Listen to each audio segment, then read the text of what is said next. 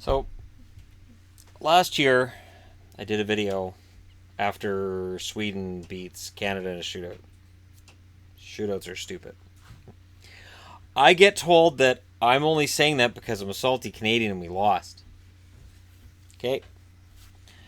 It's a year later, and Sweden wins again. I'm going to say this. I'm happy for the Swedes. Swedish players normally play on teams I cheer for. I am normally very fond of Swedish players and their game. I don't like shootouts. To decide a championship, I hate shootouts. I despise them. It is part of the reason that I don't get involved in the World Championships. I don't watch them very much because I hate them. It is, in my eyes, an awful way to decide which team is better. And I know it's a tournament that goes back a long way. I've got an encyclopedia that goes through every single World Championship going back to the very beginning, to when countries like Bulgaria and Hungary were higher up, and you'd see Great Britain getting medals, like, way back. And there's some video ideas I've got with that. But I don't have any interest in watching a championship where it's decided in a shootout. And then, I get, mentions of, oh, look, Canada lost to the U.S. Look what happened in the bronze medal game. And my answer is Curtis McElhinney. Yeah, Canada lost. They didn't have their best players.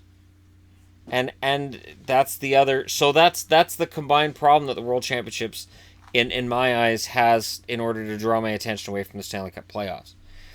In running this channel, and I know it's the hockey guy. That's great.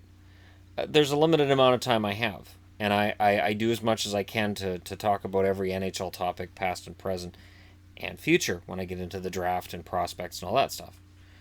But then there's the Memorial Cup, and there's the World Championships, and there's the NCAA, and there's all this other stuff. And I do my best to cover as much as I can, and then I have to take a look and I have to go, okay, that would be too much. For instance, the semifinals. I would have had to get up at 6 a.m. to watch the semifinals of both, so that would have been 5 or 6 hours of watching hockey, and then another 3 hours that night, and then in between I would have had to watch the Memorial Cup as well.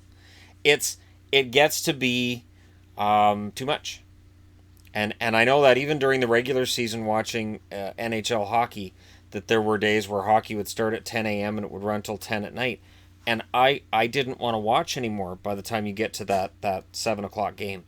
It'd be San Jose and whoever, and I'd be like, I don't really want to watch this, but I'd watch it because I knew that for this channel it was important that I watch as much as I can.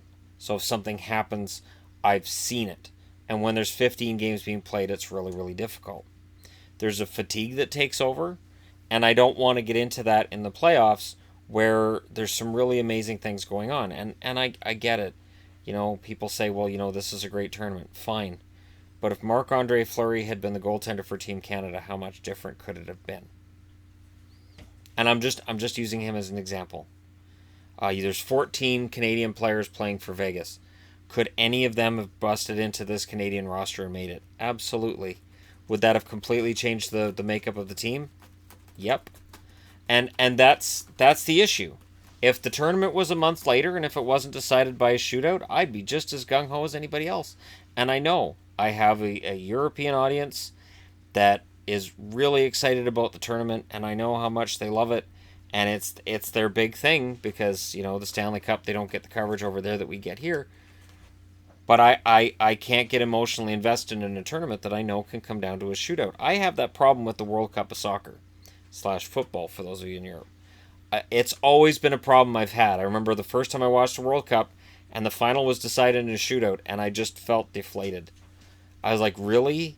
The whole tournament, we go on for almost a month, it feels like, just of soccer all day, and it comes down to penalty shots? That's it? This is how it ends? And it stuck with me as being a negative. And it does it does give me a bad feeling when I'm watching a game and it comes down to that for the final. And it's like that doesn't tell you who the better team is. And it's tricky. And I know there's people who will say, well, in a 4 overtime, 5 overtime game, you're not going to find out who the better team is either. There might be something to that, but that is so rare.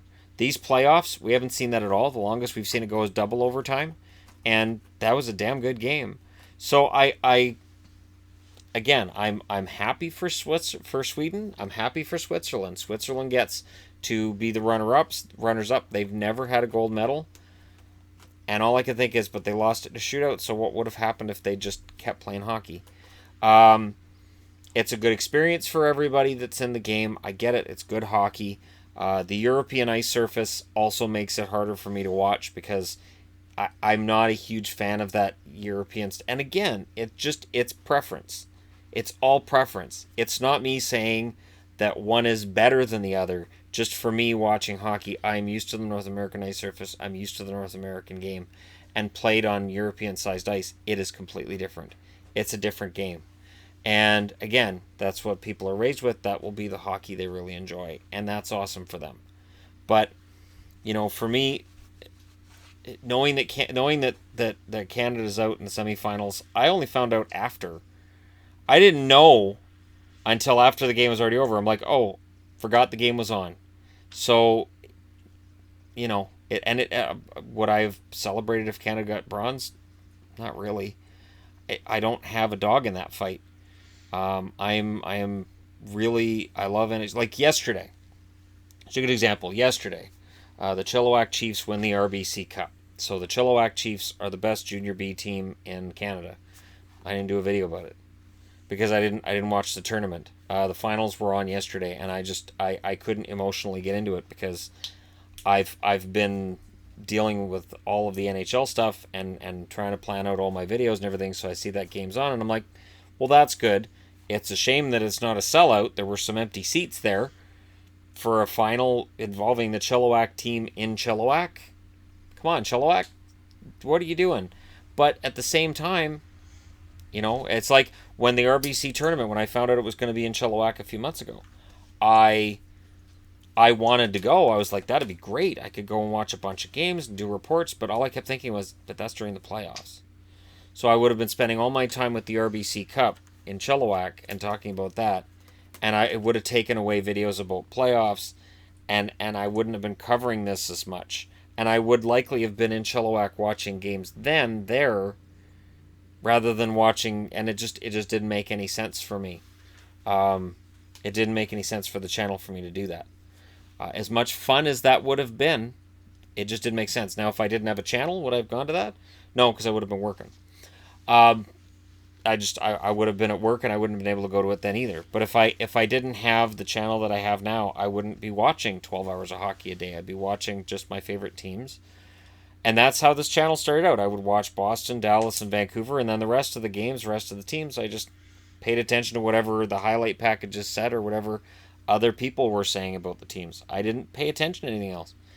There's a limited amount of resources I have as I'm one person. And it is one of those things where I look at some of the sports channels online, and they'll have a few different people. And so they can cover more. And, so again, I congratulate Sweden and Switzerland for this European final that I'm glad it was 2 European teams, and I'll say it for this reason. The World Championships does not get the play in the media in North America that it gets in Europe. It is not particularly advantageous for an American or a Canadian team to win a gold medal or silver or a bronze even.